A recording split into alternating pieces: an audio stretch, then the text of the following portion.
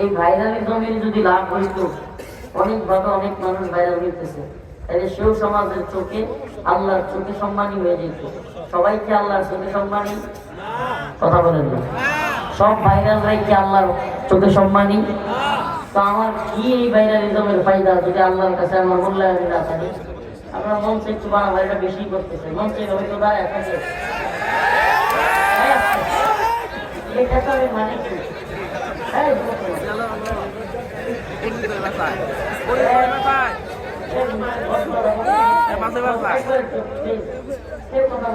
আপনারা এত হাসাহাসি করেন, আমরা কি তাদের কিছু করার জন্য কথা বলছি? এটাই আমাদের সবচেয়ে বড় সমস্যা, আমাদের সবচেয়ে বড় সমস্যা।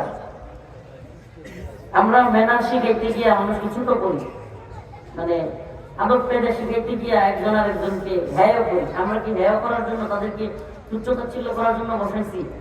হ্যাঁ,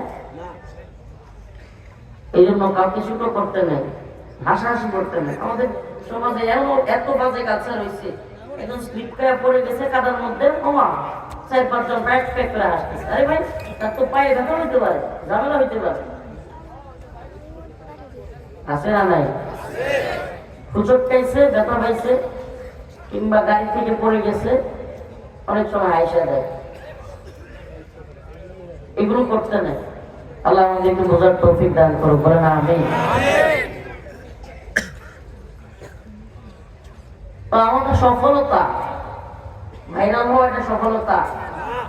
হ্যাঁ, এই জামানায় কি এক জামানায় নামাজ করো, যাত্রা চুল দিয়া চুলায় ভিডিও করে, ঘোড়ার চুলের মতো চুল রাখছে, রাইখা ভিডিও সিডিও কইরা একটু পরিচিতি পাইছে। এখন যা তা করে এটাই নিজের মনে করে বিরাট সফল। তার ফলোয়ার আছে, ফ্যান আছে, ফলোয়ার আছে, বিরাট সফল। তার ফেসবুক আইডি, টিকটক আইডিতে অনেক মানুষ ভিউ হয়ে যায়, এতেই নিজের বিরাট সফল মনে করে। আর ওইদিকে নামাজ পড়া ছেলে, ভালো পড়াশোনা করার ছেলে হীনমন্যতায় ভুগতেছে, আরে আমার কোনো ভেদ বলো না, আমার কেউ চেনে না।